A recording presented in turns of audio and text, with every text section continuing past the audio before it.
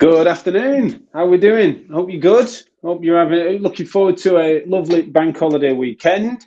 I certainly am. Sun is shining. Not in this room, of course. I've got this bloody makeup light and no windows. But I will soon be seeing the sunshine. Hope you've got some good plans for the weekend. We want to kickstart that with this episode, which I'm really looking forward to. Now, I have been criticised in recent weeks for always being all giddy and excited about what we're going to talk about or what guest I've got on. And I've been accused of being repetitive, but it is not false enthusiasm. I absolutely love these conversations, and especially when something is sort of fertile in the MSK space, and it's not like we're doing it from a standing start because we think it's important, but it kind of emerges and the conversation goes off or repeats itself. And why do these things bubble up? I absolutely love musing on them because, you know, they are tricky, and they are the centre of what it is to reform and to improve and to raise standards in MSK practice. Is that we try to work out where is the sensible, nuanced position that doesn't then throw out the baby with the bathwater, overused expression on this show and others. But like when we think about things like non-specific low back pain, you'll have seen the titles now, then we know that there is a pathology of thought that can exist at either side of that spectrum. And we need to find a way to toe that line sensibly. So we need sensible people and sensible thinkers to help us through that. I can know no one better, in my opinion, than Adam Dobson on this sort of stuff. Various reasons for that, and I'll let him speak for himself, and we'll have a back and forth about it. But as a general rule, just a real bastion of the shop floor, highly expert, but always grounding himself in clinical practice with regards to what does it mean for Joe and Josephine blogs, like always dragging it back. Right? What's the evidence inform us on, but also what's our experience? How can we not get skewed too much by the other? And so I always love chatting with him on and off air, and I'm really pleased he can join me today. So hopefully if the technology behaves itself, I can bring Adam. Can you hear me? I can hear you, yeah, fine, loud and clear. Mate. Good. Well, thanks a lot for your time today, mate. Really appreciate it. The subject matter is something that you and I and many others have kind of thought about on and off and forever. But it comes around, doesn't it? This, how specific can we be with regards to back pain? And it doesn't always end up being back pain. Conversations can be had all over the body, can't it? But the sort of specificity question and diagnostic labels and stuff end up coming up in discussions often. Where's your head at with it? I just want to kind of throw it over to you and just get your early thoughts on it before we get into some questions. Yeah, I think I kind of and ah over this quite a lot, really, and my opinion, our position seems to change every day. So I don't think I've got like a very firm position. It's okay to be uncertain and kind of move fluidly between those, because I've been bit in the bum in the clinic where I've been kind of like, there isn't a specific disorder going on here, and I've been 100%. Then that's then turned out not to be true. So that kind of top down, bottom up kind of affair, I think that is kind of slowly that dichotomy is perhaps moving away a little bit. And I mean, this could be a 3-hour chat, Jack, that we're having today. And I've and there's many levels of this conversation that we could have. But and we could maybe go through a couple of those today, and that maybe unearth my view on it, perhaps. Well, I think that's obviously my preferred is always just to pick a few questions and we pick an angle. We're never going to cover it all, but I think what I'd love to just get your thoughts on are what. Again, for the sake of brevity, we do end up dichotomizing a little bit, but it's kind of, if I just describe the cartoonish ends of a spectrum, one is that there is not everything is non-specific because we are lacking diagnostic certainty, and how would we know for sure that is causal, either structurally or by pathology or by sort of the kinesiopathological model that people sometimes want to apply to.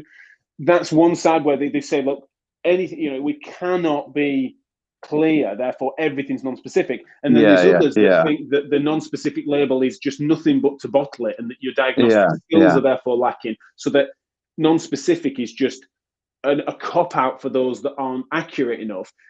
And the lazy, what I gather, the lazy ones of us. You're not someone that I could place in either of those caricatures, but also it's tempting, isn't it, to imply or to be dragged into those poles as a means of certainty. So where maybe you could take, because you seem to have hinted that you've been on that journey over your career. So where you at now? Well, I straddle both of those positions, concurrently, like based on the context. So the very kind of medical side of things, and then the very kind of non-medical side of things. So just to kind of go back to where it comes from, I mean, my understanding that in part, it's a research term, isn't it? It's a way to classify cohorts of people with back-related problems in order to research them and to better kind of understand them. But as a clinician, increasingly, it's something that I will share with my colleagues as a shorthand to kind of communicate kind of diagnostic uncertainty, perhaps, or that there isn't any specific structural problem that there may be implicated some kind of treatment management that is medical compared to kind of rehabilitation. So two examples of that would be the radiculopathy with a foot drop, or maybe like an axSpA where there is a kind of like a biological therapy. So at one end of the spectrum, there is more certainty. And the implication to that certainty is that they will get the treatment that they need. Otherwise, we're being negligent. But I think there's the other side of that where we're getting into like a bit of philosophical debate around pain certainty, but also outcomes in terms of treatments and all those kind of things. So I think it's got a use for clinician to clinician. I think it certainly exists in the research sphere for a certain function. And then the question is also, how do we use that with patients? I don't currently use that terminology with patients, although there was that recent study that come out with Mary O'Keefe, perhaps showing that they maybe are palatable to the notion. So there's three concepts within that, isn't there, that we could maybe chew the fat over. Can we attribute a pain to a particular structure all of the time? How does it change outcome? And are there any unintended consequences to the terminology? So my kind of thinking kind of comes into those three kind of camps, really, about certainty, outcome, and the consequences of such terminology. And we can maybe chat about those three in turn, Jack. Yeah, no, I think that's a really sensible way of us approaching it. Take whichever one of them first. I've certainly got my opinions. I feel like I've vacillated. I have, like you've described, vacillated on the consequences probably more than anything. Because I think that third one you've mentioned has moved me on the other bits, because there was a time where I just saw it as being that words were inherently scarring people. And then I came to realize that for some, it just wasn't the case, and that I was being allergic to what I considered nocivic language, and therefore tying myself in knots to then not use it when I could have probably just got on with things. And so I think that's been an area where I've moved most. But you mentioned at the start there that does sort of center the argument, doesn't it? How specific can we be, structurally specific can we be, is something that if we could be, and if there were provable gold standards diagnostically that we could measure ourselves against, then that would clarify. But it's because of the messiness of that literature that we've ended up being erring to non-specificity in time, isn't it? Yeah, so that whole thing I would refer to as the tissue source concept. So I don't know if that is an actual term, but it's a term that I've kind of putting aside kind of pathoanatomical things, like if there is evidence of a lithesis, for instance, like just the notion that can we attribute pain to a particular structure regardless of what it looks like, let's say, on a scan. So if we kind of step back, let's say you had pain in the right side of your lower back. On some imperceptual level, Jack, your back structures are related to like that pain experience. Like this part of my body on some imperceptual level is related. That is undeniable. When I bend my back and it hurts, then clearly that part of my body is related to that. Like that is undeniable, isn't it? And so to some degree, by calling it low back pain, we are acknowledging that, aren't we? So maybe we're not saying bodily pain, we're saying it's descriptive to that. So so the descriptor in itself is specific, isn't it? If we prod it, if we pull it, if we stretch it, it hurts. Now, if you zoom into that, if we then put a stretch on we know these things are innervated, so if we put a stretch on a disc or a ligament or anything like that, that produces pain also on the micro level. So if we say the micro or the macro level, are we just describing the same thing? Like we know that when we stimulate structures and with the discographies, we know we can bring on pain by injecting these structures and inflating these structures. But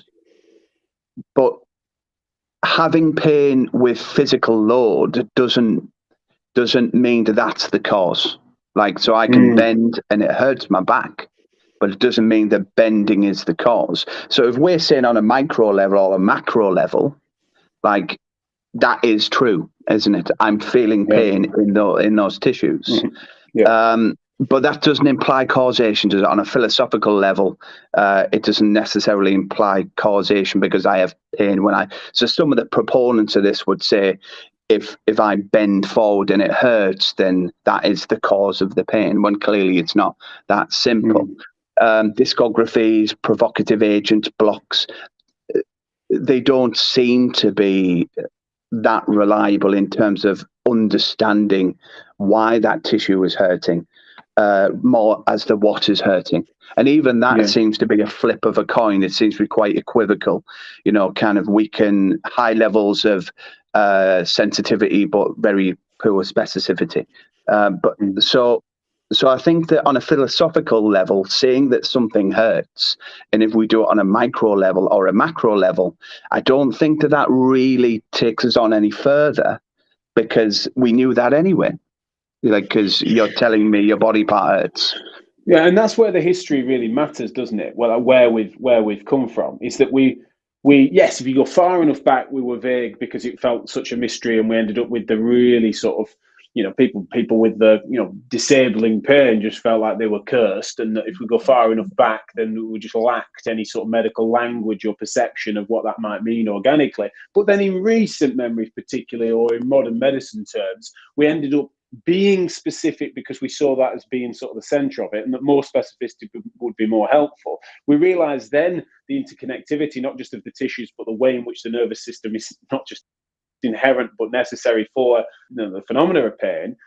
We've then moved away from that, but people then seem to feel that, and to give the devil its due, some people probably have moved so far to broadening that category that they maybe are missing serious or specific, that might not be necessarily serious pathology as we define it in an emergency sense or a pathological sense, but just the kind of meaning that when there is a symptom cluster, that you could then make sense of it being like someone held a gun to your head and said, look, if we did have that answer, is this more muscular or is it more disc? If you had to pick one of those things, and a system, a cluster of those symptoms that could make you an expert clinician make that call. When people decide to then say, no, I'd be willing to take the bullet for that by not choosing because I just couldn't choose. That's where people get a bit suspicious, when people are so vague. And I feel like I do have some sympathy where people have lost their faculties of reason because they're kind of bottling it for the category. They're using the research category rather than the clinical category. Just your thoughts on my views there. So yeah, I think it holds somewhat. Like with lumbar spinal stenosis, I had a bit of a chat on with Aslaf on Twitter, So that is a syndrome. So that's a collection of clinical features and things that we put into a box, and we've said this relates to this. But clearly, you can have stenosis on scan and not have those symptoms. So there was an acknowledgement of that.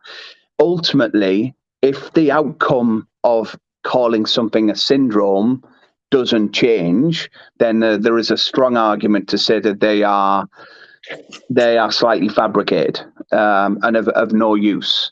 The other side of that is when there is an implication. So with the radiculopathy, like we have a duty of care to, if someone's leg's not working, we can be more sure that that relates to the health of the structure, and they may implicate a different treatment there. The outcome with stenosis, with the surgery, is yet to be fully unearthed. So if surgery comes about and shows it's no better than sham, for instance, there is a big case to say that these are man-made clusters, and that they serve little clinical usage, I guess. So it's serving the label, it's serving something. There is an expectation from a patient that we can give them a label. So so these cluster of tests, I think that is, we're walking a very fine wire with the cluster kind of argument, aren't we?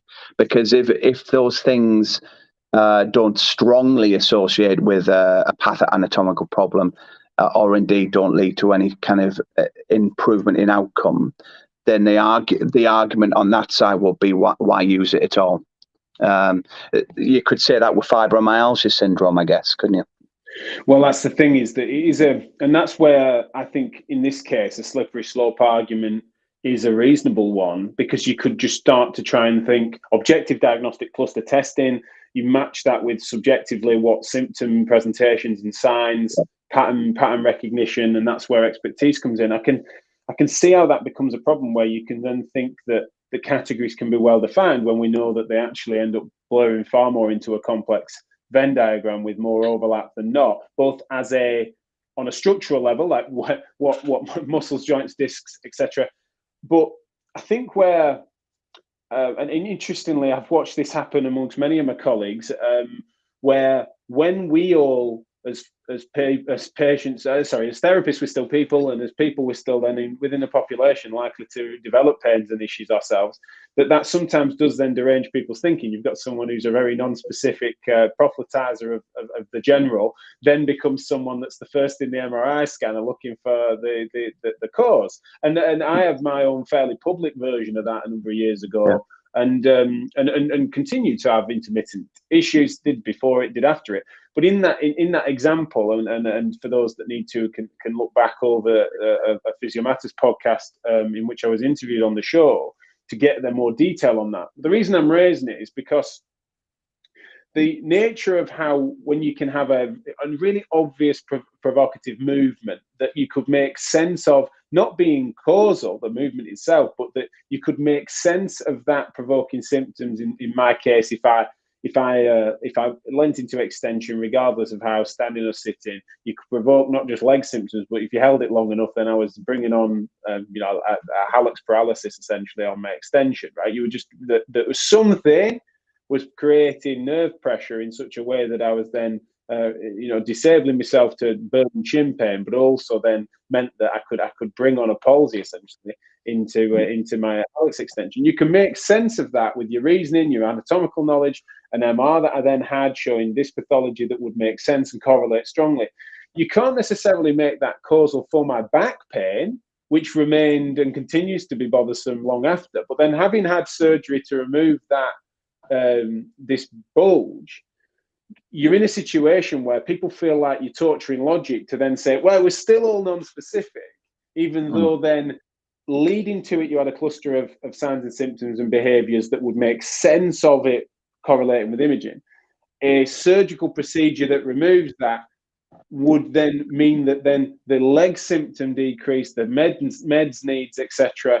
You're then in the situation where people that then want to aspire to that being coincidence look a bit silly, and that's not what I needed to do, and still continue to do, is then not get carried away in saying, well, what if my situation is emblematic of everyone and we're just not being careful enough with the diagnostic process, which I don't think is the case. I think that it's just that these more extreme examples need to make sure that they get teased out of the data clinically so that we don't look silly in just treating everyone too generically. I hope that's making sense as I share that Yeah, reflection. yeah.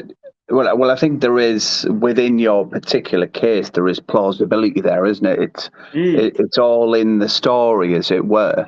And discs do have an innovation, don't they? And disc extrusions and what have you. So I think rather than being too kind of like nihilist on one end or too very certain on the other end, kind of making those connections within the story of that individual patient.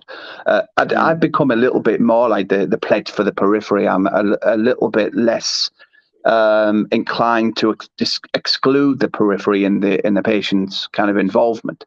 But discs are not a naughty word to use. Not at all. And it makes sense within your case. So I think it just kind of comes down to that reasoning, doesn't it? And falling into a sliding scale, kind of starting in the middle, and kind of working that individual case as you find it. But I think a lot of the detractors of people who use the word non-specific, that they kind of assume that you hold a very kind of left, far out position to begin with, that you think that tissues don't matter and all these kind of things. But the question really always, like, in terms of your outcome, Jack, in terms of things that we focus on, if we just use symptom modification as a barometer and symptom response to exercise treatment, like, there's still a case to say, like, does the word matter?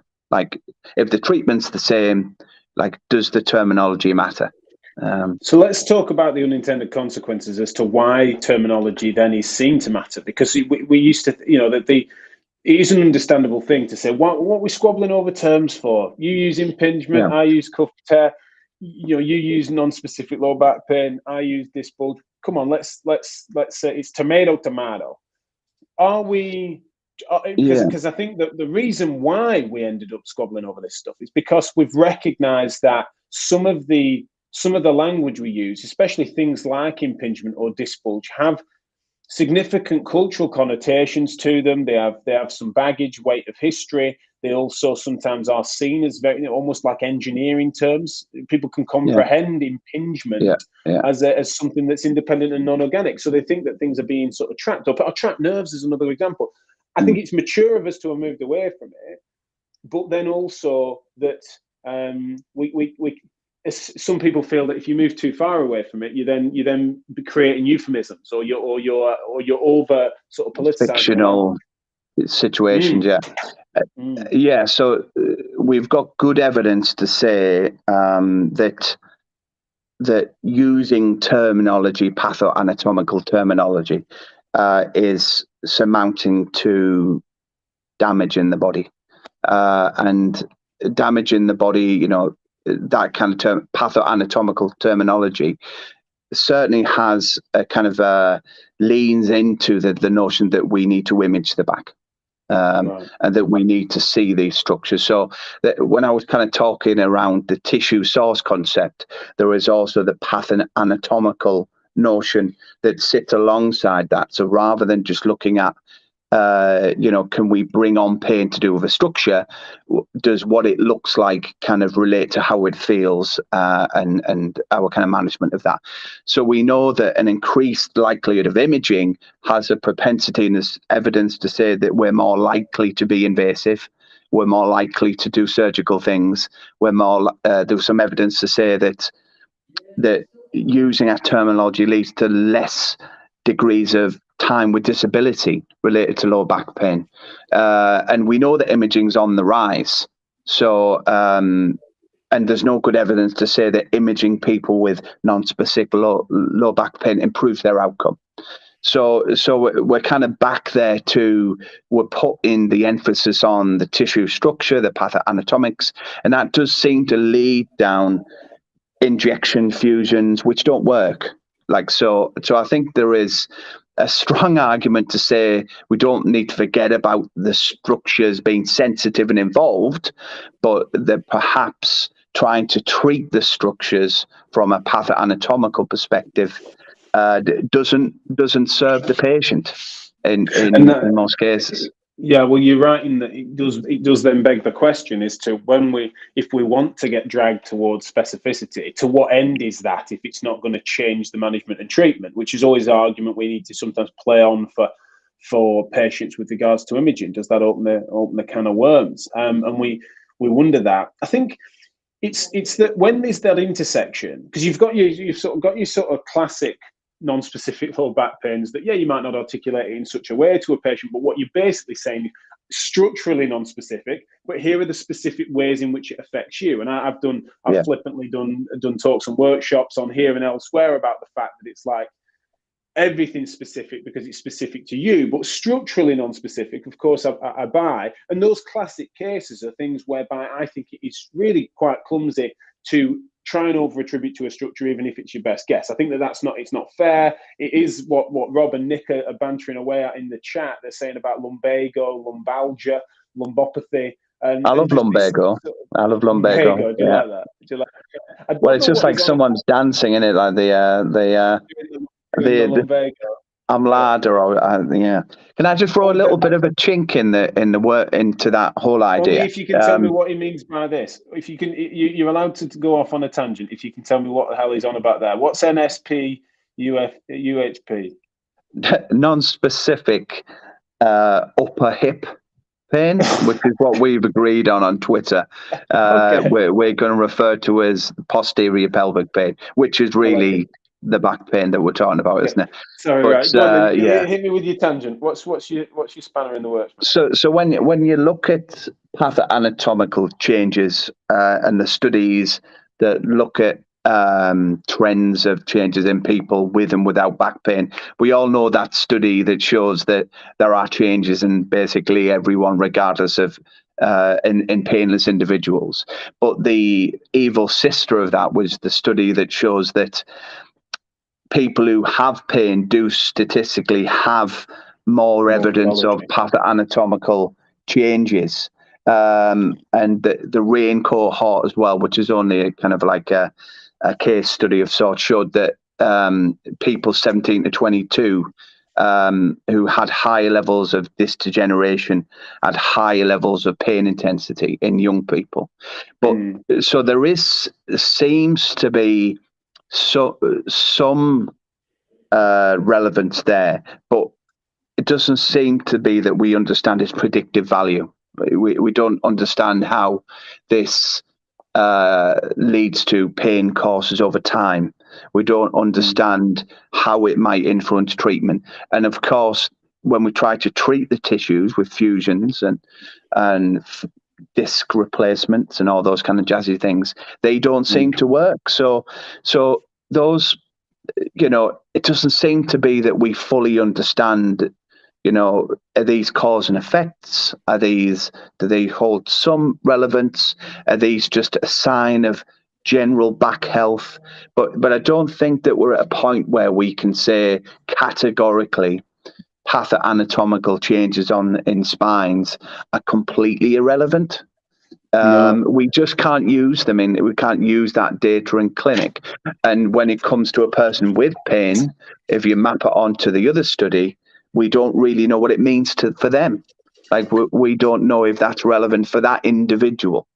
Yeah, and prognostically, that's what matters. Like how much someone might modify their life according to this information. It's one of the things that the sort of risk of false positive rates of these sorts of things, we need to have that conversation as a wider society. We know that we've got great charities such as Cry doing even heart screens for young people, right? How they need to couch that information when someone finds something. If we're clumsy on that false positive chance, that they then modify their life and have a less active life based on a false test. That's an extreme example of which we could have if we think that we can pathologize people.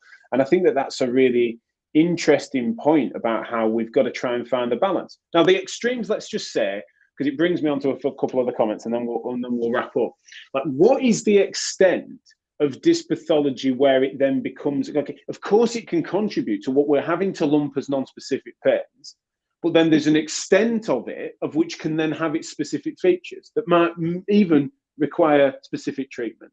And the extent of that, I use my own example to when you've got a compressive disc lesion eventually starts to have it's got non-specific back pain. I then develop under trauma circumstances a disc lesion of a size that then starts to disable me quite significantly and affect my nerve function. You then treat some of it specifically, but then really the rest of the care that actually helps and continues to manage my back pain is non-specific. They can coexist. Similarly with a minor spondylolisthesis plus or minus disc-related changes, or the fact that you then get people that happen to be living with various different spondylitis. But depends on what age of that.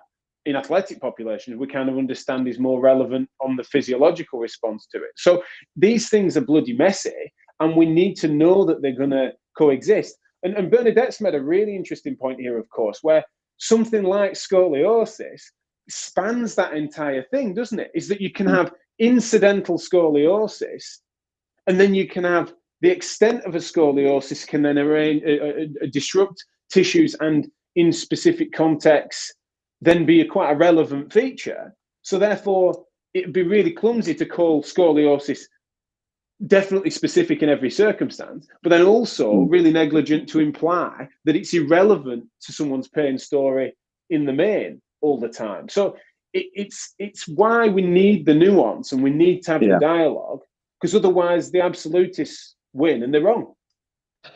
Well, I think it's just trying to match the messaging and the treatment to that particular context, isn't it? So if you've got a root compression and you've got predominantly leg pain, we use that Stein criteria. We can be a bit more confident that there is root compression at all, because they're meeting that criteria, maybe 5 or above. They've got some degree of weakness. We can hang your hat on that more confidently, and then everything around that in terms of the patient's preference and their understanding of the body, and all of those bits can feed into that. So in that case, we can make a case for sitting them with a surgeon.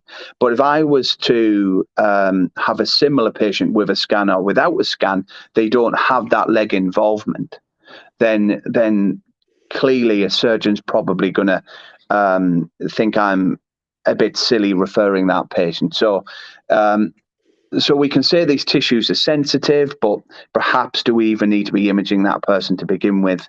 I think with the scoliosis example, I think we can say that we don't really know if we haven't got enough data on that, but we know that this is a problem that will improve if we look at these rehab modalities. But, I'll make it pretty clear, like, I'll open up my reasoning to the patient. So I'll kind of go, so I'll kind of go, well, based on your presentation, we consider this with confidence relates to this leg pain that you've got over here. Or we can say equally that, like, we don't really know if that is, we know that your back is healthy. It may be sore, but we don't, this is a fairly common thing that we say.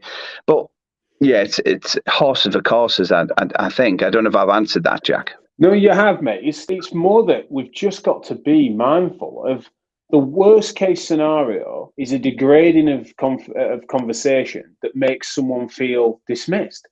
And that can be, if you're over specific unnecessarily, then they can feel like they've been minimized in that regard. And then you can also, they can feel dismissed by you being so general that you think that they just feel like they're not being, the specificity of their experience isn't being woven into this, like they're being treated too generically. It's like the big problem is kind of what Nick's saying here is, if we fail to appropriately articulate our reasoning and apply counselling skill, then that's the problem more than the actual, the specificity the context, of the is a bit of a problem. That's a fun thing for us to muse on. But actually, when the rub hits the road with the patients, this is the thing that matters. Like how much of an expectation gap is there between where where we're going to drive towards better outcomes, which is to functionally scale people's abilities. So just to give you some examples then, so with that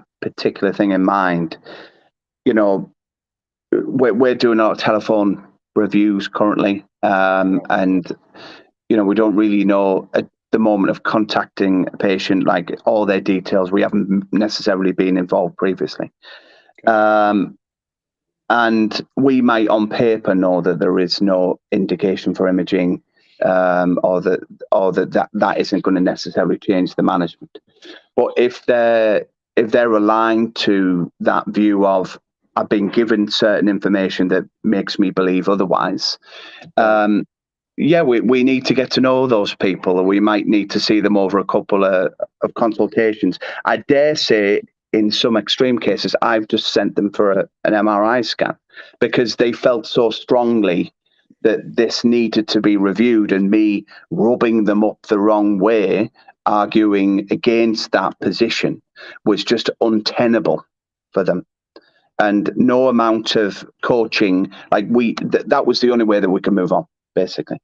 So I think I use it very infrequently, but I think that using the imaging to educate and to counsel them away from structure in the right hands is sometimes called for.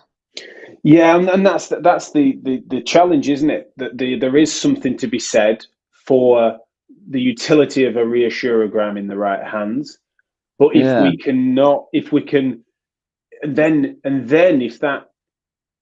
if we're not careful about the application of that, then we end up bringing to bear evidence that it's going to be misused. So I do a lot of work. Narrative, can we? Yeah. So I did a lot of work when I do it that way, because I don't do that often.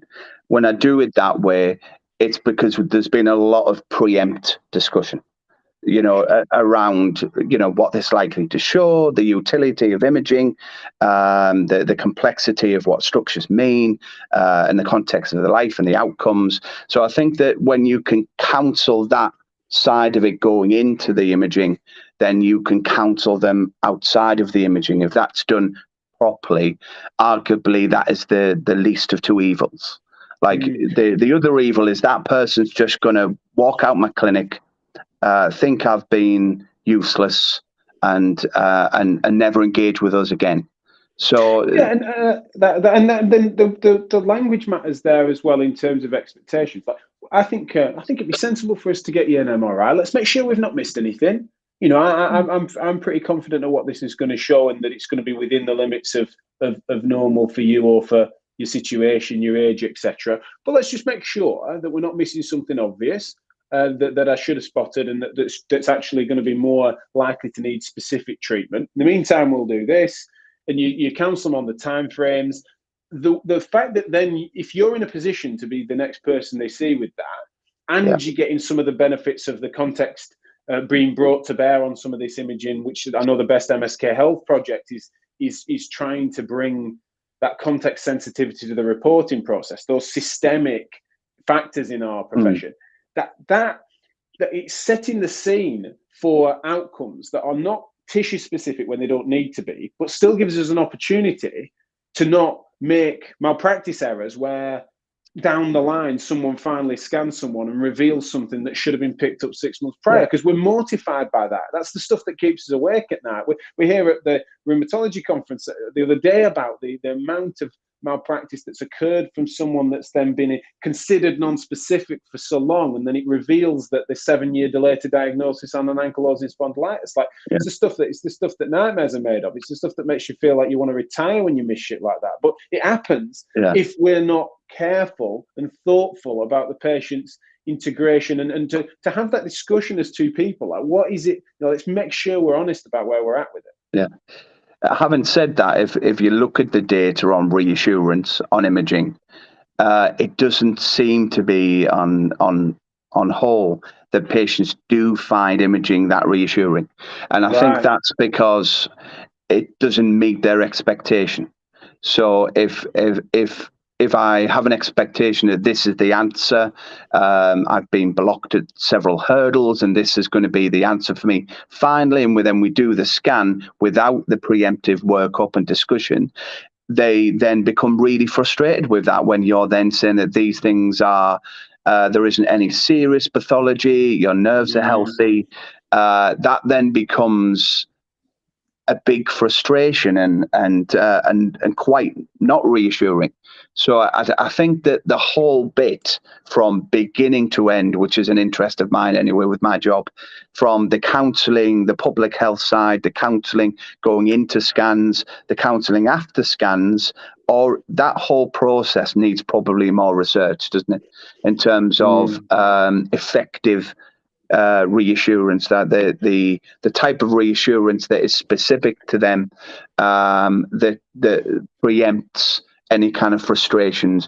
I try to lay out, say, I don't suspect A, B, and C, but we can do the scan. We'll talk about what you look like on the inside, and then we can continue the conversation. But without that section, it seems to be that people they're worse. They're more stuck. They're more confused than ever. They did a scan, they read the report off to me, and then they've done nothing with it. So, I think it's a very careful case. It's a psychological phenomena, really, more than anything. That's it. What is the journey, and what are the intersections in that journey that can then degrade the outcome? And what moves us towards functional progress and outcomes, as is a best practice sort of measure health literacy, of that? Jack.